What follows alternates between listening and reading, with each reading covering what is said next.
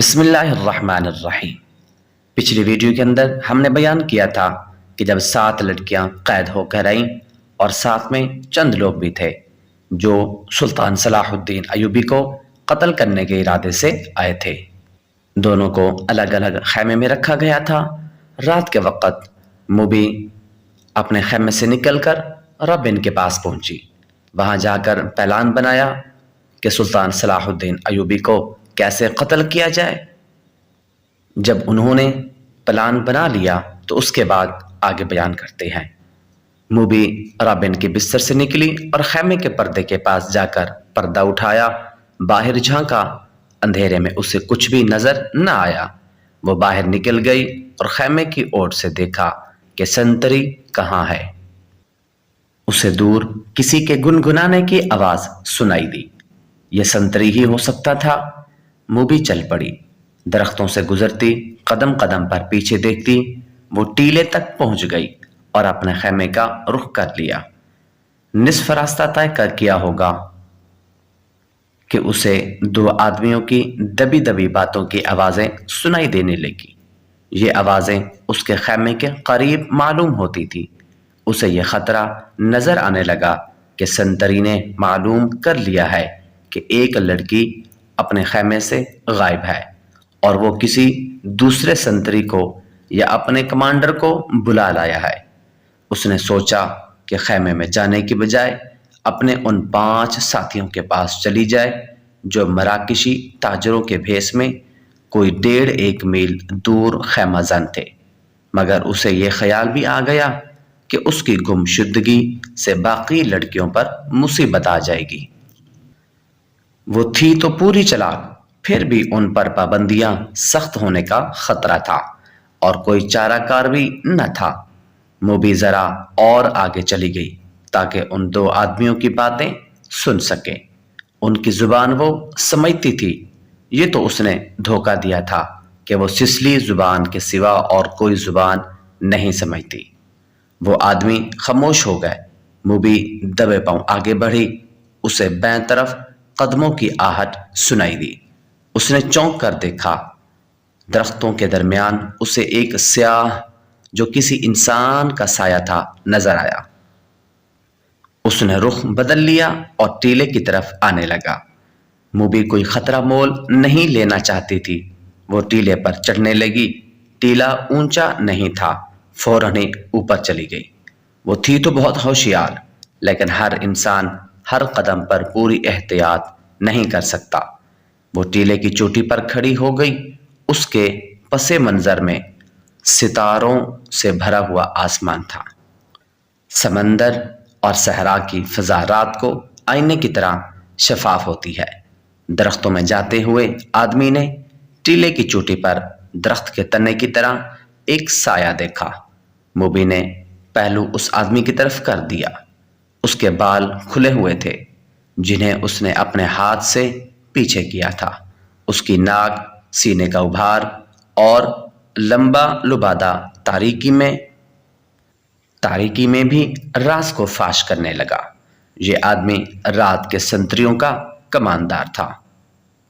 وہ آدھی رات کے وقت کیمپ کے گشت پر نکلا اور سنتریوں کو دیکھتا پھر رہا تھا۔ یہ سنتریوں کی تبدیلی کا وقت تھا۔ کماندار اس لیے زیادہ چوکس تھا کہ سلطان صلاح الدین ایوبی 3 سالاروں کے ساتھ کیمپ میں موجود تھا۔ سلطان صلاح الدین ایوبی ڈسپلن کا بڑا ہی سخت تھا۔ ہر کسی کو ہر لمحہ خطرہ لگا رہتا تھا کہ سلطان رات کو اٹھ کر گشت پر آ جائے گا۔ کماندار سمجھ گیا کہ ٹیلے پر کوئی لڑکی کھڑی ہے۔ اسی شام کمانداروں کو خبردار کیا گیا تھا کہ صلیبیوں نے جاسوسی اور تخریب کاری کے لیے لڑکیوں کو استعمال کرنا شروع کر دیا ہے۔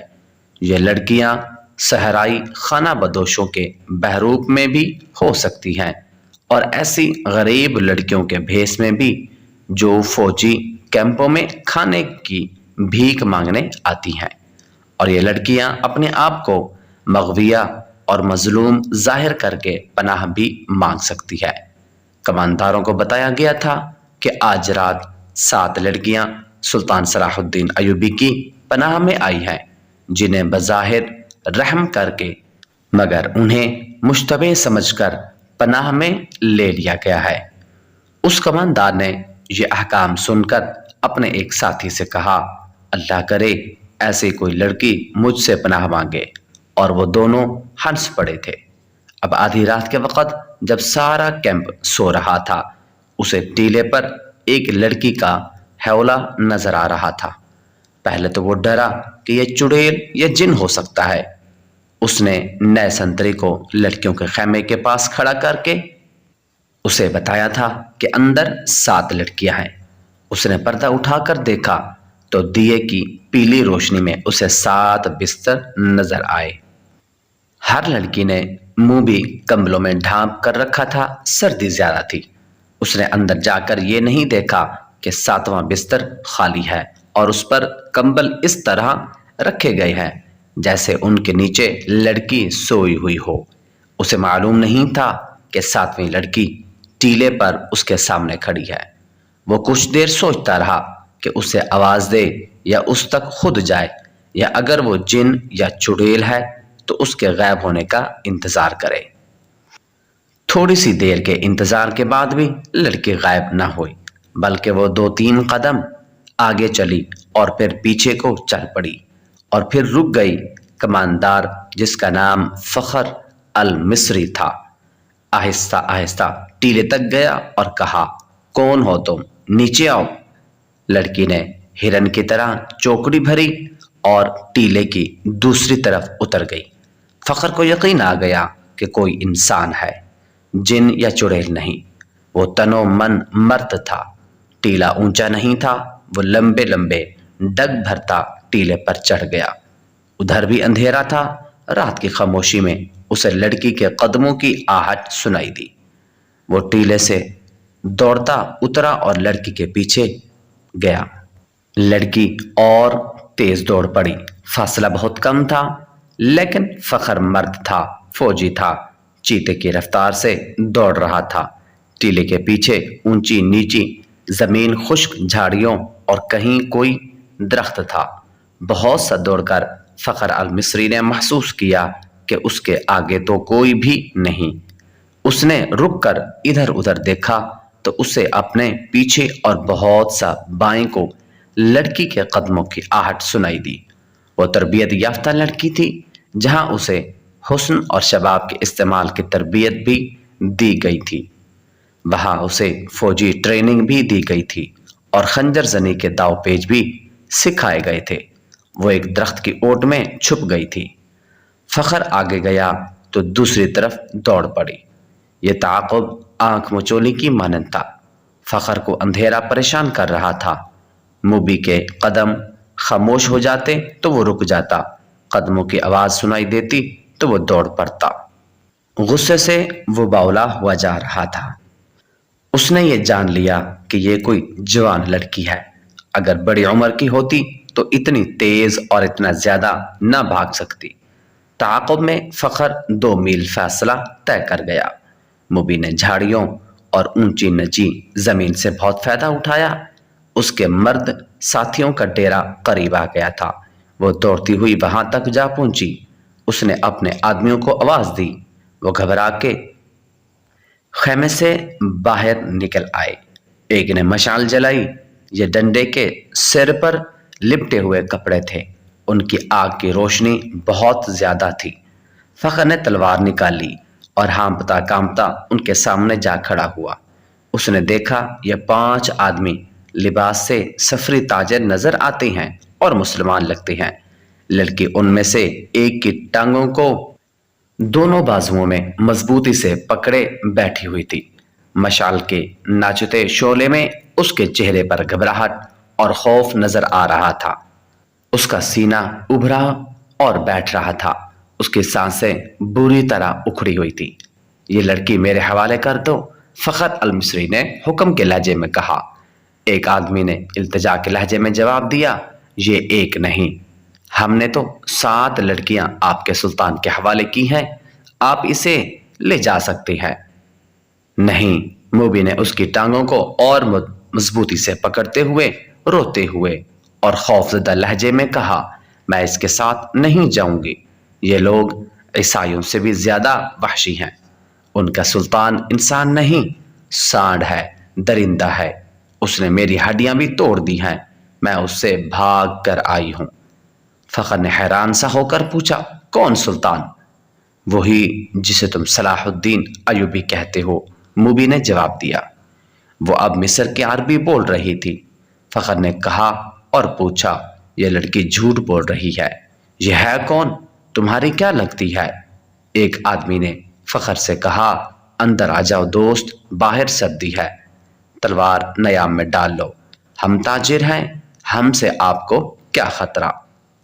اس لڑکی کی خود باتیں سن لو، اس نے آہ بھر کر کہا، میں آپ کے سلطان کو مرد مومن سمجھتا تھا، مگر ایک خوبصورت لڑکی دیکھ کر وہ ایمان سے ہاتھ دھو بیٹھا۔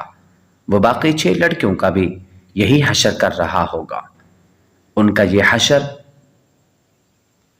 دورے سلاروں نے کیا ہے، موبی نے کہا۔ شام کو ان بیچاروں کو اپنے خیمے میں لے گئے تھے اور انہیں بے سند کر کے خیمے میں ڈال دیا۔ وہ خیمے میں بے ہوش پڑی ہے۔ فخر المصری تلوار نیام میں ڈال کر ان کے ساتھ خیمے میں چلا گیا۔ اندر جا کر بیٹھے تو ایک آدمی نے آگ جلا کر قہوے کے لیے پانی رکھا اور اس میں جانے کیا کیا ڈالتا رہا۔ دوسرے آدمی نے فخر سے پوچھا، کیا اس کا رتبہ کیا ہے؟ اس نے بتایا کہ وہ کماندار عہدیدار ہے۔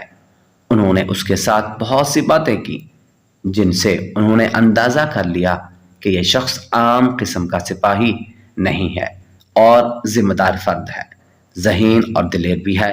ان لوگوں میں سے ایک نے، جو کرسٹوفر تھا، فخر کو 7 لڑکیوں کی بالکل وہی کہانی سنائی جو انہوں نے صلاح الدین ایوبی کو سنائی تھی۔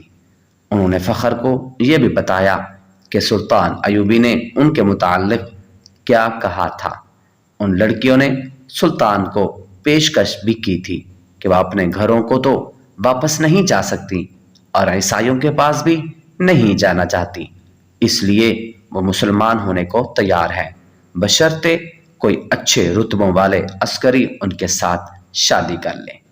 ہم نے سنا تھا کہ سلطان صلاح الدین ایوبی کردار کے لحاظ سے پتھر ہے۔ ہم ہر روز سفر پر رہنے والے تاجر ہیں، انہیں کہاں ساتھ لیے پھرتے۔ انہیں سلطان کے حوالے کر دیا، مگر سلطان نے اس لڑکی کے ساتھ جو سلوک کیا وہ اس کی زبانی ہی سن لو۔ فخر المصری نے لڑکی کی طرف دیکھا تو لڑکی نے کہا، ہم بہت خوش تھیں کہ خدا نے ہمیں ایک فرشتے کی پناہ دی ہے۔ سورج غروب ہونے کے بعد سلطان کا ایک محافظ آیا اور مجھے کہا کہ سلطان بلا رہا ہے، میں باقی 6 لڑکیوں کی نسبت زیادہ خوبصورت ہوں، مجھے توقع نہیں تھی کہ تمہارا ایوبی بری نیت سے بلا رہا ہے۔ میں چلی گئی۔ سلطان ایوبی نے شراب کی سراہی کھولی، ایک پیالہ اپنے آگے رکھا اور ایک مجھے دیا۔ میں عیسائی ہوں، شراب 100 بار پی ہے۔ بحری جہاز میں عیسائی کمانداروں نے میرے جسم کو کھلونا بنائے رکھا۔ صلاح الدین ایوبی بھی میرے جسم کے ساتھ کھیلنا چاہتا تھا۔ شراب اور مرد میرے لیے کوئی نئی چیز نہیں تھی، لیکن ایوبی کو میں فرشتہ سمجھتی تھی۔ میں اس کے جسم کو اپنے ناپاک جسم سے دور رکھنا چاہتی تھی، مگر وہ ان عیسائیوں سے بدتر نکلا جو مجھے بحری جہاز میں لائے تھے، اور جب ان کا جہاز ڈوبنے لگا تو انہوں نے ہمیں ایک کشتی میں ڈال کر سمندر میں اتار دیا۔ ان میں سے کسی نے ہمارا ساتھ نہ دیا، ہمارے جسم جھنجھوڑے ہوئے اور ہڈیاں چٹکی ہوئی تھیں۔ خدا نے ہمیں بچا لیا اور اس آدمی کی پناہ میں پھینک دیا جو فرشتے کے روپ میں درندہ ہے۔ مجھے سلطان نے ہی بتایا تھا کہ میرے ساتھ کی باقی 6 لڑکیاں اس کے سلاروں کے خیموں میں ہیں۔ میں نے سلطان کے پاؤں پکڑ کر کہا کہ میرے ساتھ شادی کر لو۔ اس نے کہا، اگر تم مجھے پسند کرتی ہو تو شادی کے بغیر تمہیں اپنے حرم میں رکھ لوں گا۔ اس نے میرے ساتھ وحشیوں کا برتاؤ کیا، شراب میں بدمست تھا، اس نے مجھے اپنے ساتھ لٹا لیا۔ جو ہی اس کی آنکھ لگی میں وہاں سے بھاگ گئی۔ اگر میری بات کا اعتبار نہ ہو تو اس کے محافظوں سے پوچھ لو۔ उसी दौरान एक आदमी ने फखर को कहवा पिला दिया। जरा सी देर के बाद फखर का मिजाज बदलने लगा। उसने नफरत से कहाका लगाया और कहा, हमें हुक्म देती हैं कि औरत और शराब से दूर रहो, और खुद शराब पीकर रातें औरतों के साथ गुजारती हैं। फखर महसूस ही ना कर सका कि लड़की की कहानी महज बेबुनियाद, और ना ही वो महसूस कर सका कि उसका मिजाज क्यों बदल गया है। उसे हशीश पिला दी गई थी। उस पर ऐसा नशा तारी हो चुका था जिसे वो नशा नहीं समझता था। वो अब अपने तस्वरों में बादशाह बन चुका था। लड़की के चेहरे पर मशाल के शौले की रोशनी नाच रही थी। उसके बिखरे हुए स्याही माइल भूरे बाल चमक रहे थे। वो फखर को पहले से ज्यादा हसीन नजर आने लगी। उसने बेताब होकर तो कहा, तुम अगर चाहो तो मैं तुम्हें पनाह में लेता हूं। लड़की जरा पीछे हट गई और बोली, नहीं, तुम भी मेरे साथ अपने सुल्तान जैसा सलूक करोगे तो मुझे अपने खैमे में ले जाओगे और मैं एक बार फिर तुम्हारे सुल्तान के कब्जे में आ जाऊंगी। हम तो अब दूसरी 6 लड़कियों को भी बचाने की सोच रहे हैं, एक ताजिर ने कहा। हम उनकी इज्जत बचाना चाहते थे मगर हमसे भूल हुई। फखर अल मिस्री की निगाहें लड़की पर जमी हुई थी। उसने इतनी खूबसूरत लड़की कभी नहीं देखी थी। खैमे में खामोशी तारी हो गई जिसे क्रिस्टोफर ने तोड़ा। उसने कहा, तुम अरब से आए हो या मिस्री हो? फखर ने कहा, मिस्री। मैं 2 जंगें लड़ चुका हूं, इसलिए मुझे ये ओहदा दिया गया है। सूडानी फौज कहाँ है जिसका सलार नाजी है? क्रिस्टोफर ने पूछा। उस फौज का एक सिपाही भी हमारे साथ नहीं आया, फखर ने जवाब दिया। क्रिस्टोफर ने कहा, जानते हो ऐसा क्यों हुआ है? सूडानियों ने सलाहुद्दीन अयूबी की अमारात और कमान को तस्लीम नहीं किया। वो फौज अपने आप को आज़ाद समझती है। नाजी ने सुल्तान अयूबी को बता दिया था कि वो मिस्र से चले जाएं, क्योंकि वो गैर मुल्की हैं। इसलिए अयूबी ने मिस्रियों की फौज बनाई और लड़ाने के लिए यहाँ ले आया। उसने तुम लोगों को शराफत और नेकी का झांसा दिया है और खुद ऐश कर रहा है। क्या तुम्हें माल गनीमत मिला है? अगर तुम्हें मिला भी तो सोने चांदी के 2 टुकड़े मिल जाएंगे। सलीबियों के जहाज़ों से बेबहा खजाना सुल्तान अयूबी के हाथ आया है। वो सब रात के वक़्त अंधेरे में सैकड़ों ऊँटों पर लाद कर काहिरा रवाना कर दिया गया है, जहाँ से दमिश्क और बगदाद चला जाएगा। सूडानी लश्करों को सुल्तान निहत्ता करके गुलामों में बदल देना चाहता है। फिर अरब से फौज आ जाएगी और तुम मिस्री भी गुलाम हो जाओगे। एक ईसाई की हर एक बात फखर अल मिस्री के दिल में उतरती जा रही थी। असल बातों का नहीं बल्कि मूबी के हुस्न और हशीश का था। ईसाइयों ने यह हरबा हसन बिन सबाह के हशीश से सीखा था। मूबी को बिल्कुल तवक्को नहीं थी कि यह सूरत हाल पैदा हो जाएगी। एक मिस्री उसके ताक़ुब में उसके दाम में आ जाएगा। उन्हें मालूम हो गया फखर मिस्र की ज़ुबान के सिवा और कोई ज़ुबान नहीं जानता। मूबी ने अपने 5 साथियों को सुनाना शुरू कर दिया कि राबिन ज़ख्मी होने का बहाना करके ज़ख्मियों के खैमे में पड़ा है, और उसने कहा कि नाजी से मिलकर मालूम करो कि उसने बगावत क्यों नहीं की, या उसने अक़ब से सलाहुद्दीन अयूबी पर हमला क्यों नहीं किया, और ये भी मालूम करो कि उसने हमें धोखा तो नहीं दिया। ये क्या कह रही है? वो बातें कर रही थी तो फखर ने पूछा। एक ने जवाब दिया, ये कह रही है अगर ये शख्स यानी तुम सलाहुद्दीन अयूबी की फ़ौज में ना होते तो ये तुम्हारे साथ शादी कर लेती। ये मुसलमान होने को भी तैयार है, लेकिन कहती है कि उसे अब मुसलमानों पर भरोसा नहीं रहा। फखर ने बेताबी से लपक कर लड़की को बाजू से पकड़ा और अपनी तरफ घसीट कर कहा, अगर मैं बादशाह होता तो खुदा की कसम तुम्हारी खातिर तख्त और ताज कुर्बान कर देता। अगर शर्त यही है कि मैं सुल्तान सलाहुद्दीन अयूबी की दी हुई तलवार फेंक दूं तो ये लो। उसने कमरबंद से तलवार खोली और नयाम समेत लड़की के कदमों में रख दी اور کہا میں اب سے ایوبی سپاہی اور کماندار نہیں ہوں، مگر ایک شرط اور بھی ہے۔ لڑکی نے کہا میں اپنا مذہب تمہاری خاطر ترک کر دیتی ہوں، لیکن سلطان صلاح الدین ایوبی سے انتقام ضرور لوں گی۔ کیا اسے میرے ہاتھ سے قتل کروانا چاہتی ہو؟ فخر نے پوچھا۔ لڑکی نے اپنے آدمیوں کی طرف دیکھا، سب نے ایک دوسرے کی طرف دیکھا۔ آخر کرسٹوفر نے کہا کہ ایک سلطان صلاح الدین ایوبی نہ رہا تو کیا فرق پڑے گا، ایک اور سلطان آ جائے گا، وہ بھی ایسا ہی ہوگا، مصریوں کو آخر غلام ہی ہونا پڑے گا۔ تم ایک کام کرو، سوڈانیوں کے سالار ناجی کے پاس پہنچو اور یہ لڑکی اس کے سامنے کر کے اسے بتاؤ کہ سلطان صلاح الدین ایوبی اصل میں کیا ہے اور اس کے ارادے کیا ہے۔ ان لوگوں کو یہ تو علم تھا کہ ناجی کا صلیبیوں کے ساتھ رابطہ ہے اور موبی اس کے ساتھ بات کرے گی، لیکن انہیں یہ علم نہیں تھا کہ ناجی اور اس کے معتمد سالار خفیہ طریقے سے مروائے جا چکے ہیں۔ اس تک لڑکی کو ہی جانا تھا، اس کا اکیلے جانا ممکن نہیں تھا۔ اتفاق سے انہیں فخر المصری مل گیا، لہذا اسی کو استعمال کرنے کا فیصلہ ہو گیا۔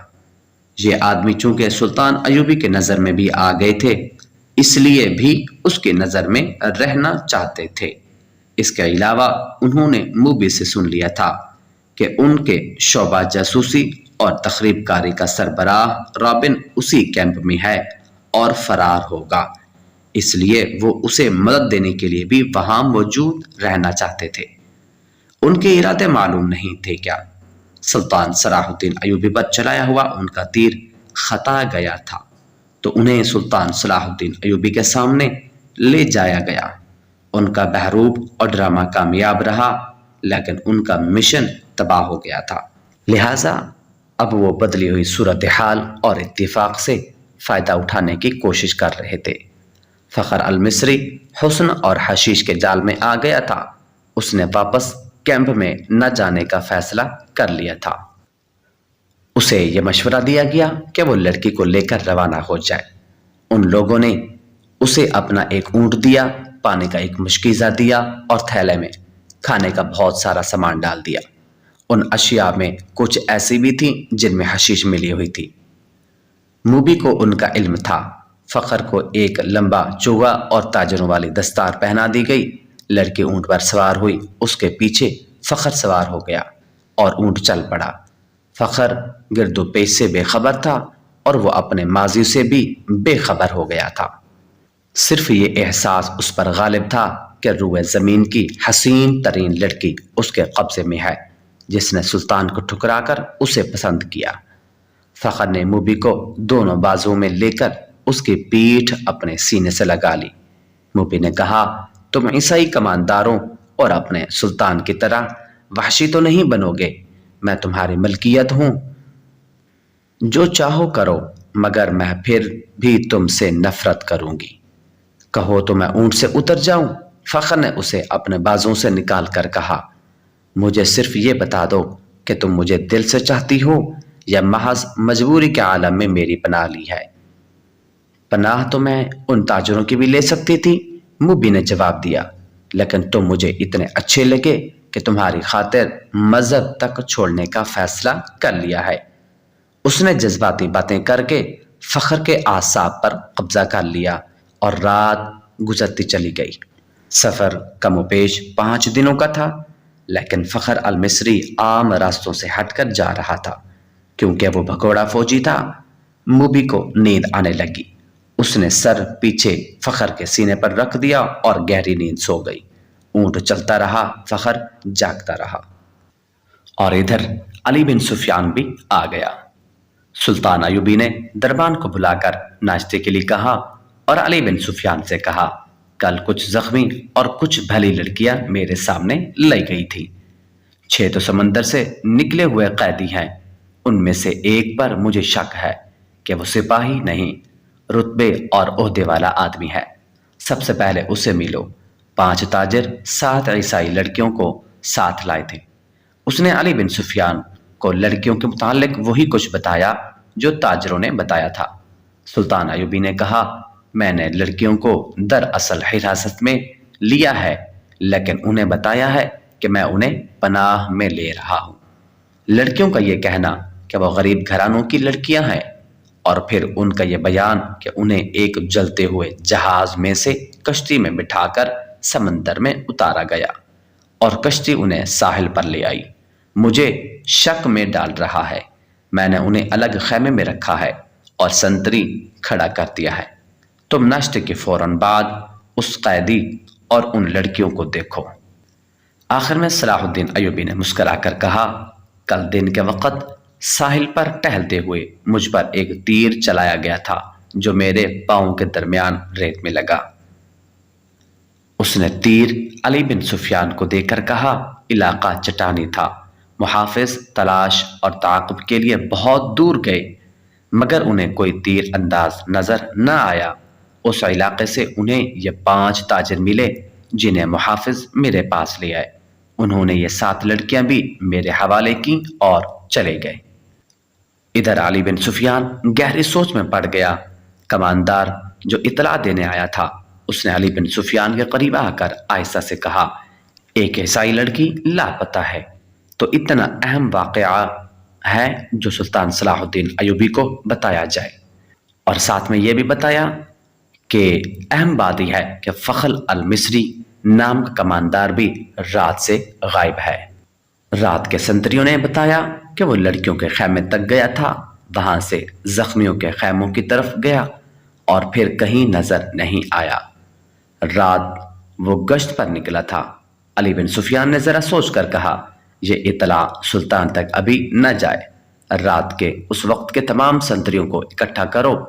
جب فخر گشت پر نکلا تھا اس نے سلطان ایوبی کے محافظ دستے کے کماندار سے کہا کہ کل سلطان کے ساتھ جو محافظ ساحل تک چلے گئے تھے انہیں لاؤ۔ وہ وہیں تھے۔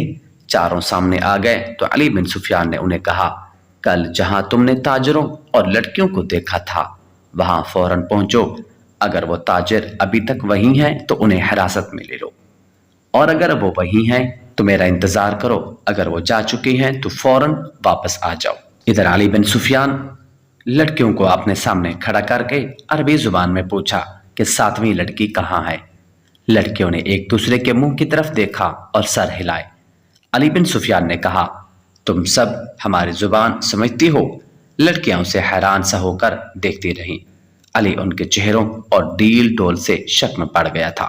وہ لڑکیوں کے پیچھے جا کر کھڑا ہوا اور عربی زبان میں کہا، ان لڑکیوں کے کپڑے اتار کر ننگا کر دو اور 12 وحشی قسم کے سپاہی بلاؤ۔ تمام لڑکیاں پدک کر پیچھے کو مڑی۔ 2-3 نے بیک وقت بولنا شروع کر دیا۔ وہ عربی زبان بول رہی تھی۔ لڑکیوں کے ساتھ تم ایسا سلوک نہیں کر سکتے، ایک نے کہا، ہم تمہارے خلاف نہیں لڑیں۔ علی بن سفیان کی ہنسی نکل گئی۔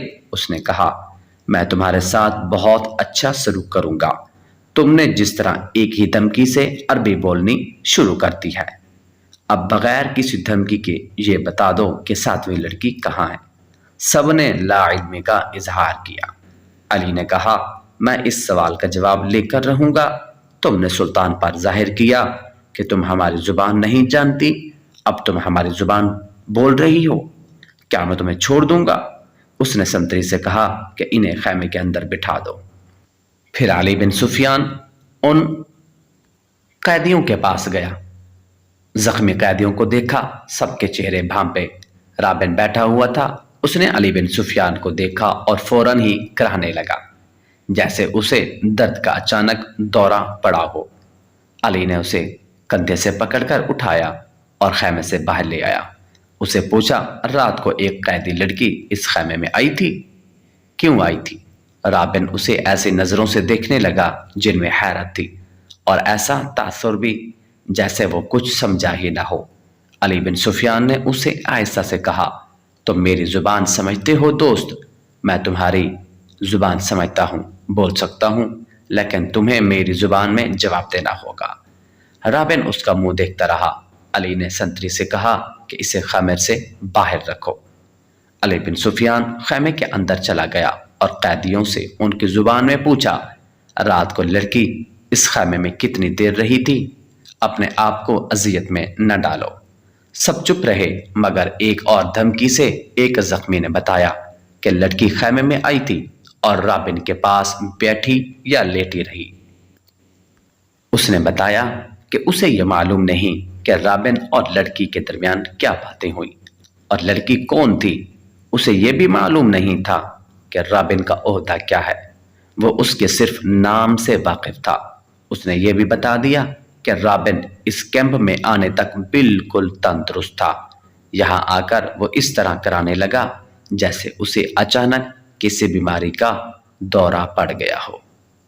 علی بن سفیان ایک محافظ کی رہنمائی میں ان 5 آدمیوں کو دیکھنے چلا گیا جو تاجروں کے بحروپ میں کچھ دور خیمہ زن تھے۔ محافظوں نے انہیں الگ بٹھا رکھا تھا۔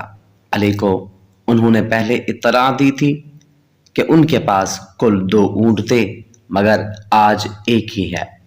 یہی اشارہ کافی تھا کہ وہ اس سوال کو کوئی تسلی بخش جواب نہ دے سکے کہ دوسرا اونٹ کہاں ہے۔ دوسرے اونٹ کے پاؤں کے نشان مل گئے۔ علی بن سفیان کہ تمہارا جرم معمولی چوری چکاری نہیں ہے، تم ایک پوری سلطنت اور اس کی تمام تر آبادی کے لیے خطرہ ہو، اس لیے میں تم پر ذرا بھر رحم نہیں کروں گا۔ کیا تم تاجر ہو؟ سب نے سر ہلا کر کہا، ہاں ہم تاجر ہیں جناب، ہم بے گناہ ہیں۔ علی بن سفیان نے کہا، اپنے ہاتھوں کی الٹی طرف میرے سامنے کرو۔ 5 نے ہاتھ الٹے کر کے آگے کر دیے۔ علی نے سب کے بائیں ہاتھ کے انگوٹھے اور شہادت کی انگلی کے درمیان کی جگہ کو دیکھا اور ایک آدمی کو کلائی سے پکڑ کر گھسیٹ لیا۔ اسے کہا، کمان اور ترکش کہاں چھپا رکھی ہیں؟ اس آدمی نے معصوم بننے کی بہت کوشش کی۔ علی نے سلطان ایوبی کے ایک محافظ کو اپنے پاس بلا کر اس کے بائیں ہاتھ کی الٹی طرف اسے دکھائی۔ اس کے انگوٹھے کی الٹی طرف اس جگہ جہاں انگوٹھا ہتھیلی کے ساتھ ملتا ہے، یعنی جہاں جوڑ ہوتا ہے، وہاں ایک نشان تھا۔ ایسا نشان اس آدمی کے انگوٹھے کے جوڑ پر بھی تھا۔ علی نے اسے اپنے محافظ کے متعلق بتایا، یہ سلطان ایوبی کا بہترین تیر انداز ہے اور یہ نشان اس کا ثبوت ہے کہ یہ تیر انداز ہے۔ اس کے انگوٹھے کی الٹی طرف ایک مدم سا نشان تھا، جیسے وہاں بار بار کوئی چیز رگڑی جاتی رہی ہو۔ یہ تیروں کے رگڑ کے نشان تھے۔ تیر دائیں ہاتھ سے پکڑا جاتا ہے، کمان بائیں ہاتھ سے پکڑی جاتی ہے۔ تیر کا اگلا حصہ بائیں ہاتھ کے انگوٹھے پر ہوتا ہے اور جب تیر کمان سے نکلتا ہے تو انگوٹھے پر رگڑ کھا جاتا ہے۔ ایسا نشان ہر ایک تیر انداز کے ہاتھ میں ہوتا ہے۔ علی بن سفیان نے اسے کہا، ان 5 میں تم اکیلے تیر انداز ہو، کمان اور ترکش کہاں ہیں؟ 5 چپ رہے۔ علی نے ان 5 میں سے ایک کو پکڑ کر محافظوں سے کہا، اس کو اس درخت کے ساتھ باندھ دو۔ اسے کھجور کے درخت کے ساتھ کھڑا کر کے باندھ دیا گیا۔ علی نے اپنے تیر انداز کے کان میں کچھ کہا۔ تیر انداز نے کندھے سے کمان اتار کر اس میں تیر رکھا اور درخت سے بندھے ہوئے آدمی کا نشانہ لے کر تیر چھوڑا۔ تیر اس آدمی کی دائیں آنکھ میں اتر گیا، وہ تڑپنے لگا۔ علی نے باقی 4 سے کہا، تم میں کتنے ہیں جو صلیب کی خاطر اس طرح تڑپ تڑپ کر جان دینے کو تیار ہیں؟ اس کی طرف دیکھو۔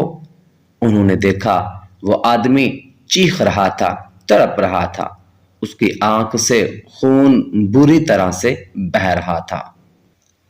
علی بن سفیان نے کہا، میں تم سے وعدہ کرتا ہوں کہ باعزت طریقے سے تم سب کو سمندر پار بھیج دوں گا۔ دوسرے اونٹ پر کون گیا ہے، کہاں گیا ہے؟ تمہارا اپنا ایک کماندار ہمارا ایک اونٹ ہم سے چھین کر لے گیا ہے، ایک آدمی نے کہا، اور ایک لڑکی بھی۔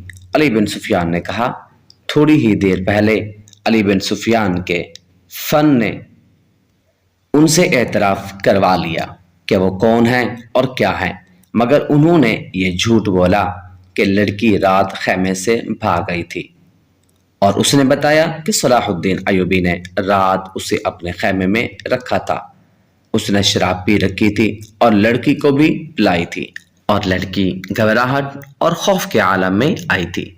اس کے تعاقب میں فخر المصری نام کا ایک کماندار آیا، اور اس نے جب لڑکی کی باتیں سنی تو اسے ہمارا اونٹ پر بٹھا کر زبردستی لے گیا۔ انہوں نے وہ تمام بہتان علی بن سفیان کو سنائے جو لڑکی نے سلطان ایوبی پر لگائے تھے۔ علی نے مسکرا کر کہا، تم 5 تربیت یافتہ عسکری اور تیر انداز، اور ایک آدمی تم سے لڑکی بھی لے گیا اور اونٹ بھی۔ اس نے انہی کی نشاندہی پر زمین میں دبائی ہوئی کمان اور ترکش بھی نکلوا لی۔ ان چاروں کو خیمہ گاہ میں بھجوا دیا گیا۔ 5واں آدمی تڑپ تڑپ کر مر چکا تھا۔ اونٹ کے پاؤں کے نشان صاف نظر آ رہے تھے۔ علی بن سفیان نے نہایت سرعت سے سوار بلائے اور انہیں اپنی کمان میں لے کر اس طرف روانہ ہو گیا جدھر اونٹ گیا تھا، مگر اونٹ کی روانگی اور اس کے تعاقب میں علی بن سفیان کی روانگی میں 14-15 گھنٹوں کا فرق تھا۔ اونٹ تیز تھا اور اسے آرام کی بھی زیادہ ضرورت نہیں تھی۔ اونٹ پانی اور خوراک کے بغیر 6-7 دن تر و تازہ رہ سکتا ہے۔ اس کے مقابلے میں گھوڑوں کو راستے میں کئی بار آرام، پانی اور خوراک کی ضرورت تھی۔ ان عناصر نے تعاقب ناکام بنا دیا۔ اونٹ نے 14-15 گھنٹوں کا فرق پورا نہ ہونے دیا۔ فخر المصری نے تعاقب کے پیش نظر قیام بہت کم کیا تھا۔ علی بن سفیان کو راستے میں صرف ایک چیز ملی، یہ ایک تھیلا تھا۔ اس نے رک کر تھیلا اٹھایا، کھول کر دیکھا، اس میں کھانے پینے کی چیزیں تھیں۔ اس تھیلے میں ایک اور تھیلا تھا، اس میں بھی وہی چیزیں تھیں۔ علی بن سفیان کے سونگھنے کی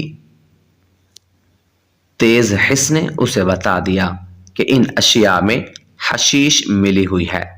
راستے میں اسے 2 جگہ ایسے آثار ملے تھے جن سے پتہ چلتا تھا کہ یہاں اونٹ رکا ہے اور سوار یہاں بیٹھے ہیں۔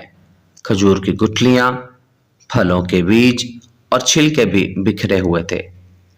تھیلے نے اسے شک میں ڈال دیا کہ اس کے ذہن میں یہ شک نہ آیا کہ فخر المصری کو حشیش کے نشے میں لڑکی اپنے محافظ کے طور پر ساتھ لے جا رہی ہے۔ تاہم اس نے تھیلا اپنے پاس رکھا، مگر تھیلے کی تلاشی اور قیام نے وقت ضائع کر دیا تھا۔ فخر المصری اور موبی منزل پر بھی نہ پہنچتے اور راستے میں پکڑے بھی جاتے تو کوئی فرق نہ پڑتا۔ سوڈانی لشکر میں ناجی اور ادروش اور ان کے ساتھی جو زہر پھیلا چکے تھے وہ اثر کر گیا تھا۔ فاطمی خلافت کے وہ فوجی سربراہ جو برائے نام جرنیل اور دراصل حاکم بنے ہوئے تھے، سلطان صلاح الدین ایوبی کو ایک ناکام امیر اور بیکار حاکم ثابت کرنا چاہتے تھے۔ مسلمان حکمران حرم میں ان لڑکیوں کے اسیر ہو گئے تھے۔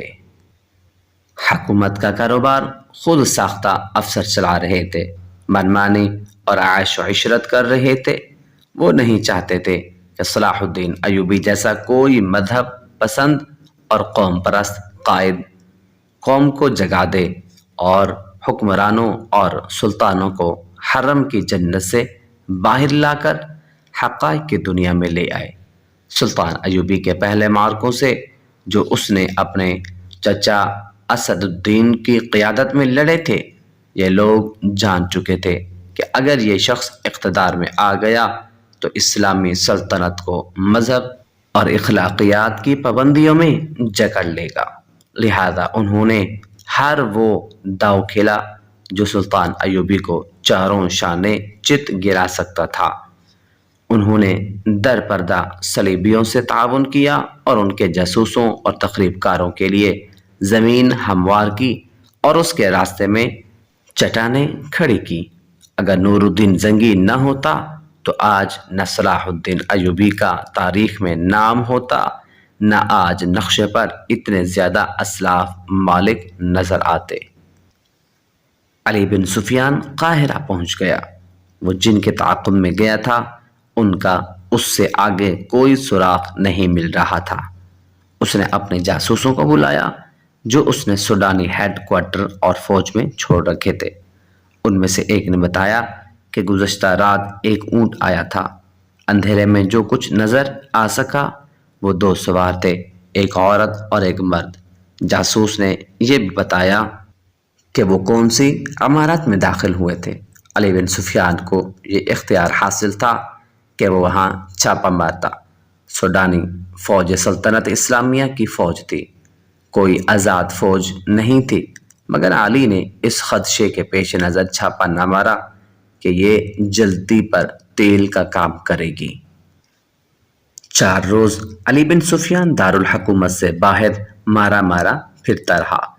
اس کا دائرہ کا سوڈانی فوجی قیادت کے ارد گرد کا علاقہ تھا۔ 5ویں رات وہ باہر کھلے آسمان تلے بیٹھا اپنے 2 جاسوسوں سے رپورٹ دے رہا تھا۔ اس کے تمام آدمیوں کو معلوم ہوتا تھا کہ کس وقت وہ کہاں ہوتا ہے۔ اس کے گروہ کا ایک آدمی کو ساتھ لیے اس کے پاس آیا اور کہا کہ یہ اپنا نام فخری المصری بتاتا ہے۔ جھاڑیوں میں ڈگمگاتا گرتا اور اٹھتا تھا۔ میں نے اس سے بات کی تو کہنے لگا کہ مجھے میری فوج تک پہنچا دو، اس سے اچھی طرح بولا بھی نہیں جاتا۔ اس دوران فخر المصری بھی بیٹھ گیا۔ تم وہی کماندار ہو جو محاذ سے ایک لڑکی کے ساتھ بھاگے ہو؟ علی بن سفیان نے اس سے پوچھا۔ میں سلطان کی فوج کا بھگوڑا ہوں، فخر نے ہکلاتی لڑکھڑاتی زبان میں کہا۔ سزائے موت کا حقدار ہوں، لیکن میری پوری بات سن لے ورنہ تم سب کو سزائے موت ملے گی۔ علی بن سفیان اس کے لب و لہجے سے سمجھ گیا کہ یہ شخص نشے میں ہے یا نشے کی طلب نے اس کا یہ حال کر رکھا ہے۔ وہ اسے اپنے دفتر میں لے گیا اور اسے وہ تھیلا دکھایا جو اسے راستے میں پڑا ملا تھا۔ پوچھا، یہ تھیلا تمہارا ہے اور تم اس سے یہ چیزیں کھاتے رہے ہو؟ فخر المصری نے جواب دیا، ہاں میں نے اس سے کھائی ہیں، مجھے وہ اس سے کھلاتی تھی۔ اس کے سامنے وہ تھیلا بھی پڑا تھا جو تھیلے کے اندر سے نکالا تھا۔ علی نے اس میں سے چیزیں نکال کر سامنے رکھ لی تھی۔ فخر نے یہ چیزیں دیکھی تو جھپٹ کر مٹھائی کی قسم کا ایک ٹکڑا اٹھا لیا۔ علی نے جھپٹ کر اس کے ہاتھ سے وہ ٹکڑا لے لیا۔ فخر نے بےتابی سے کہا، خدا کے لیے مجھے یہ کھانے دو، میری جان اور روح اسی میں ہے۔ مگر علی نے اس سے وہ ٹکڑا چھین لیا اور اس سے کہا کہ مجھے ساری واردات سناؤ، پھر یہ ساری چیزیں اٹھا لینا۔ فخر المصری نڈھال اور بے جان ہوا جا رہا تھا۔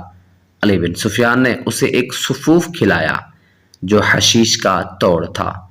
فخر نے اسے تمام تر واقعات سنایا کہ وہ کیمپ سے لڑکی کے تعاقب میں کس طرح گیا تھا۔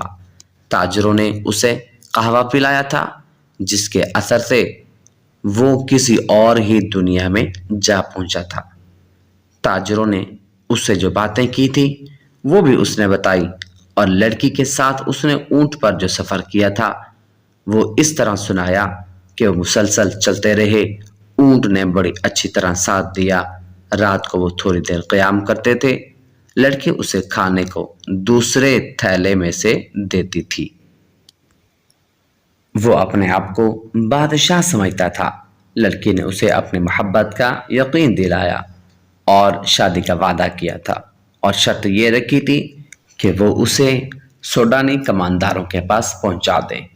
وہ راستے میں ہی لڑکی کو شادی کے بغیر بیوی بنانے کی کوشش کرتا رہا، لیکن لڑکی اسے اپنی باہوں میں لے کر پیار اور محبت سے ایسے ارادے اور خواہش کو مار دیتی۔ فخر نے محسوس تک نہ کیا کہ لڑکی اسے حشیش اور اپنے حسن و شباب کے قبضے میں لیے ہوئے ہے۔ تیسرے پڑاؤ میں جب انہوں نے کھانے پینے کے لیے اونٹ روکا تو تھیلا غائب پایا جو اونٹ کے دوڑنے سے کہیں گر پڑا تھا۔ لڑکی نے اسے کہا کہ واپس چل کر تھیلا ڈھونڈ لیتے ہیں، لیکن فخر المصری نے کہا کہ وہ بھگوڑا فوجی ہے، خدشہ ہے کہ اس کا تعاقب ہو رہا ہوگا۔ لڑکی ضد کرنے لگی تھیلا ضرور ڈھونڈیں گے۔ فخر نے اسے یقین دلایا کہ بھوکا مرنے کا کوئی خطرہ نہیں، راستے میں کسی آبادی سے کچھ لے لیں گے۔ مگر لڑکی آبادی کے قریب جانا نہ چاہتی تھی اور کہتی تھی کہ واپس چلو۔ فخر المصری نے اسے زبردستی اونٹ پر بٹھا لیا اور اس کے پیچھے بیٹھ کر اونٹ کو اٹھایا اور دوڑا دیا۔ وہ سفر کی تیسری رات تھی۔ اگلی شام وہ شہر سے باہر سوڈانیوں کے ایک کماندار کے پاس پہنچ گئے، مگر فخر المصری اپنے سر کے اندر ایسی بے چینی محسوس کرنے لگا جیسے کھوپڑی میں کیڑے رینگ رہے ہوں۔ آہستہ آہستہ وہ حقیقی دنیا میں آ گیا۔ وہ سمجھ نہ سکا کہ یہ حشیش نہ ملنے کا اثر ہے۔ اس کی تصوراتی بادشاہی اور ذہن میں بسائی ہوئی جنت تھیلے میں کہیں ریگزار میں گر گئی تھی۔ لڑکی نے اس کے سامنے کماندار کو صلیبیوں کا پیغام دیا اور اسے بغاوت پر اکسا دیا۔ فخر یہ ساری گفتگو سنتا رہا۔ آدھی رات کے بعد اسے الگ کمرے میں بھیج دیا گیا جہاں اس کے سونے کا انتظام تھا۔ لڑکی اور کماندار دوسرے کمرے میں رہے۔ درمیان میں دروازہ تھا جو بند کر دیا گیا۔ اسے نیند نہیں آ رہی تھی۔ اس نے دروازے کے ساتھ کان لگائے تو اسے ہنسی کی آوازیں سنائی دی۔ پھر لڑکی کے یہ الفاظ سنائی دیے کہ اسے حشیش کے زور پر یہاں تک لائی ہوں اور اس کی محبوبہ بنی رہی ہوں۔ مجھے ایک محافظ کی ضرورت تھی۔ حشیش کا تھیلا راستے میں گر پڑا ہے۔ اگر صبح ایک خوراک نہ ملی تو یہ پریشان کرے گا۔ فخر المصری پوری طرح بیدار ہو گیا۔ وہاں سے نکل کر بھاگنے کی سوچنے لگا۔ رات کا پچھلا پہر تھا۔ وہ اس کمرے سے نکلا۔ اس کا دماغ ساتھ نہیں دے رہا تھا۔ کبھی تو دماغ صاف ہو جاتا مگر زیادہ دیر معاف رہتا۔ صبح کی روشنی پھیلنے تک وہ خطرے سے دور نکل گیا تھا۔ اسے اب دوہرے تعاقب کا خطرہ تھا۔ دونوں طرف سے اسے موت نظر آ رہی تھی۔ اپنی فوج کے ہاتھوں گرفتار ہو جاتا تو بھی مجرم تھا، اور اگر سوڈانی پکڑ لیتے تو فوراً قتل کر دیتے۔ وہ دن بھر فرعونوں کے کھنڈروں میں چھپا رہا۔ اسی حالت میں اسے یہ آدمی ملا۔ وہ چونکہ جاسوس تھا اس لیے تربیت کے مطابق اس نے فخر المصری کے ساتھ دوستی اور ہمدردی کی باتیں کی اور اسے علی بن سفیان کے پاس لے آیا۔ تصدیق ہو گئی کہ سوڈانی لشکر حملے اور بغاوت کرے گا اور یہ کسی بھی لمحہ ہو سکتا ہے۔ علی بن سفیان سوچ رہا تھا کہ مقامی کمانڈروں کو فوراً چکن نہ کرے اور سلطان ایوبی کو اطلاع دے، مگر وقت ضائع ہونے کا خطرہ تھا۔ اتنے میں اسے پیغام ملا کہ سلطان صلاح الدین ایوبی بلا رہے ہیں۔ وہ حیران ہو کر چل پڑا کہ سلطان صلاح الدین ایوبی کو تو وہ محاذ پر چھوڑ آیا تھا۔ وہ سلطان صلاح الدین ایوبی سے ملا تو سلطان نے اسے بتایا، مجھے اطلاع مل گئی تھی کہ ساحل پر صلیبی جاسوسوں کا ایک گروہ موجود ہے اور ان میں سے کچھ ادھر بھی آ گئے ہوں گے۔ محاذ پر میرا کوئی کام نہیں رہ گیا تھا۔ میں کمان اپنے رفیقوں کو دے کر یہاں آ گیا۔ دل اس قدر بے چین تھا کہ میں یہاں بہت بڑا خطرہ محسوس کر رہا تھا۔ یہاں کی کیا خبر ہے؟ علی بن سفیان نے اسے ساری خبر سنا دی اور کہا، اگر آپ چاہیں تو میں زبان کا ہتھیار استعمال کر کے بغاوت کو روکنے کی کوشش کروں یا سلطان زنگی کی مدد آنے تک ملتوی کرا دوں۔ میں جاسوسوں کو ہی استعمال کر سکتا ہوں۔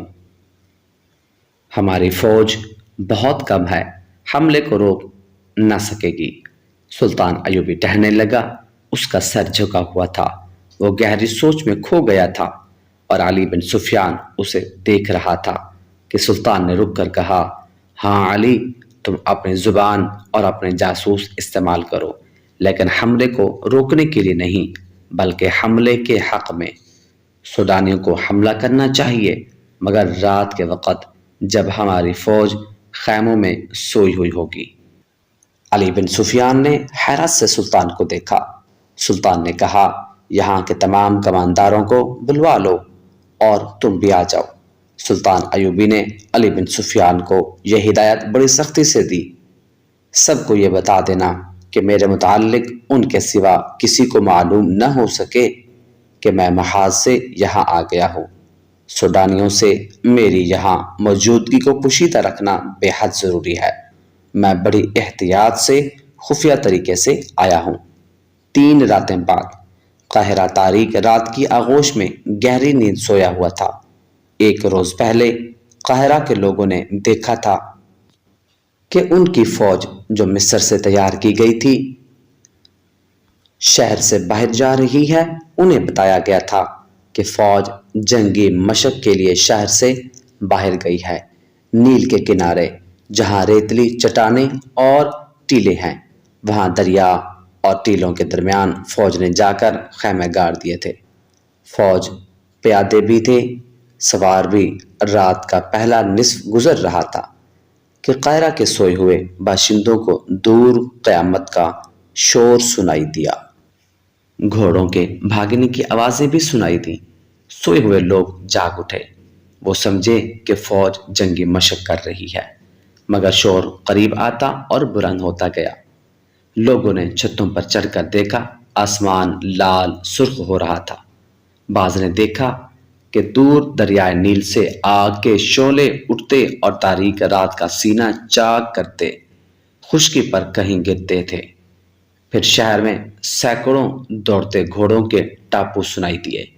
شہر والوں کو ابھی معلوم نہیں تھا کہ یہ جنگی مشق نہیں، باقاعدہ جنگ ہے، اور جو آگ لگی ہوئی ہے اس میں سوڈانی لشکر کا خاصا بڑا حصہ زندہ جل رہا ہے۔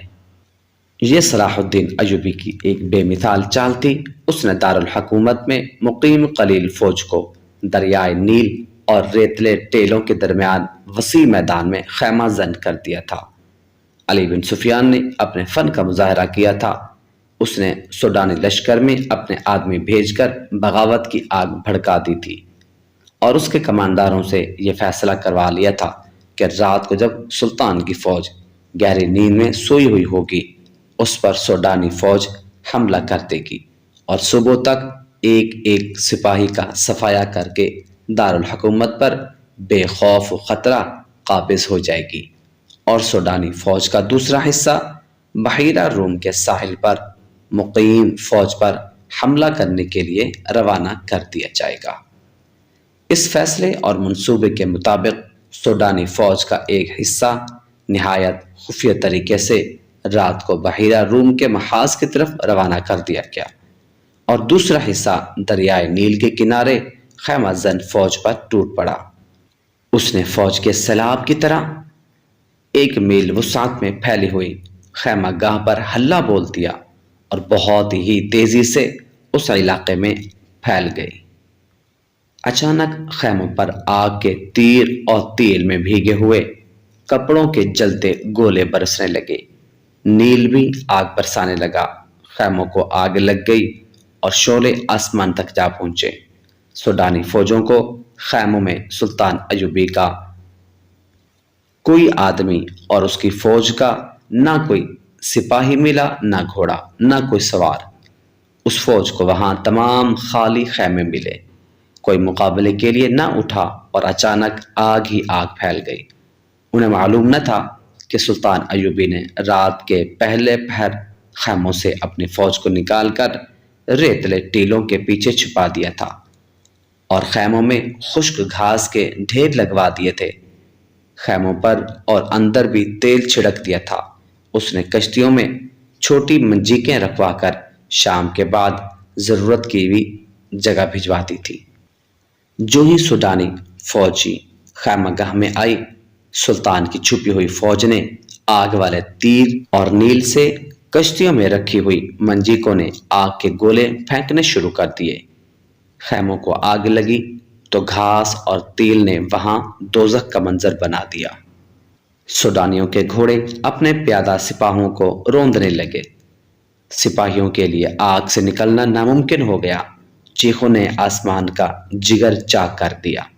اس قدر آگ نے رات کو دن بنا دیا۔ سلطان ایوبی کو مٹھی بھر فوج نے آگ میں جلتی سوڈانیوں کی فوج کو گھیرے میں لے لیا۔ جو آگ سے بچ کر نکلتا وہ تیروں کا نشانہ بن جاتا، جو فوج بچ گئی وہ بھاگ نکلی۔ ادھر سوڈانیوں کی جو فوج محاذ کی طرف سلطان کی فوج پر حملہ کرنے جا رہی تھی، اس کا بھی صلاح الدین ایوبی نے انتظام کر رکھا تھا۔ چند ایک دستے گھات لگائے بیٹھے تھے۔ ان دستوں نے اس فوج کے پچھلے حصے پر حملہ کر کے ساری فوج میں بھگدڑ مچا دی۔ یہ دستے ایک حملے میں جو نقصان کر سکتے تھے کر کے اندھیرے میں غائب ہو گئے۔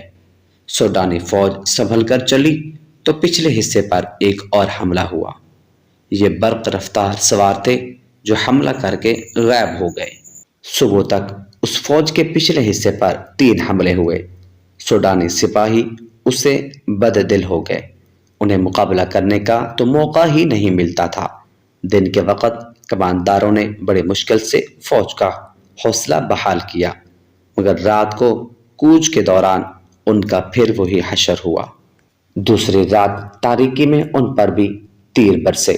انہیں اندھیرے میں گھوڑے دوڑنے کی آوازیں سنائی دیتی تھی جو ان کی فوج کے عقب میں کشت و خون کرتی دور چلی جاتی تھی۔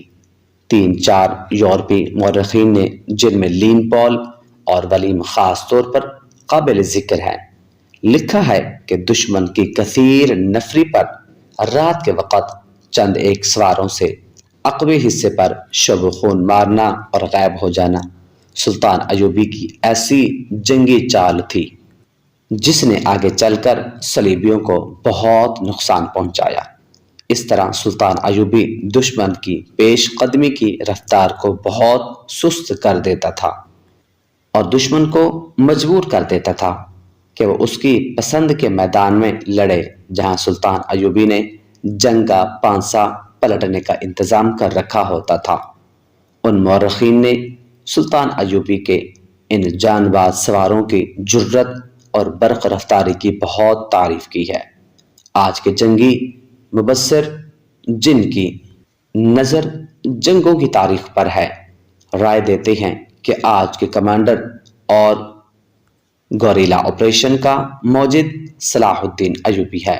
وہ اس طریقہ جنگ سے دشمن کے منصوبے درہم برہم کر دیا کرتا تھا۔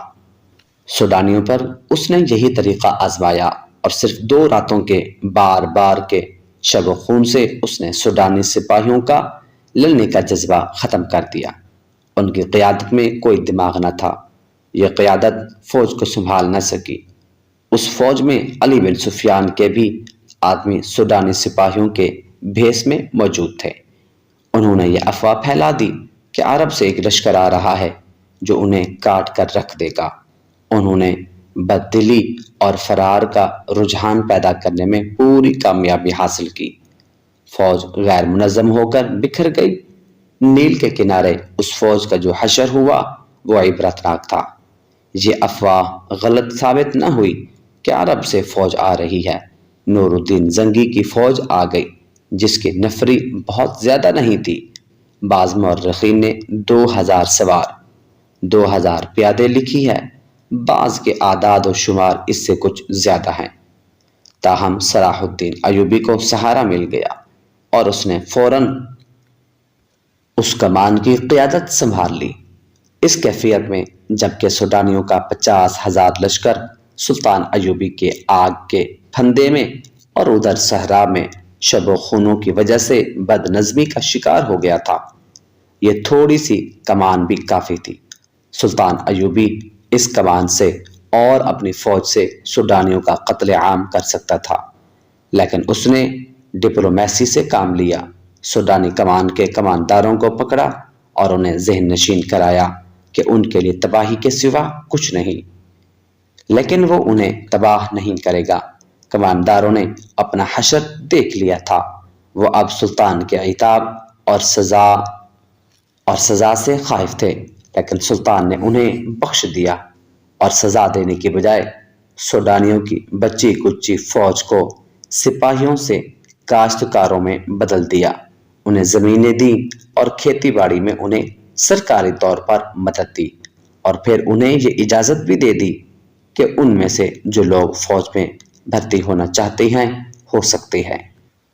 سوڈانیوں کو یوں دانش مندی سے ٹھکانے لگا کر صلاح الدین ایوبی نے نور الدین زنگی کی بھیجی ہوئی فوج اور اپنی فوج کو یکجا کر کے اس میں وفادار سوڈانیوں کو بھی شامل کر کے ایک فوج منظم کی اور صلیبیوں پر حملے کے منصوبے بنانے لگا۔ اس نے علی بن سفیان سے کہا کہ وہ اپنے جاسوسوں اور شب و خون مارنے والے جان بازوں کے دستے فوراً تیار کرے۔ ادھر صلیبیوں نے بھی جاسوسی اور تخریب کاری کا انتظام مستحکم کرنا شروع کر دیا۔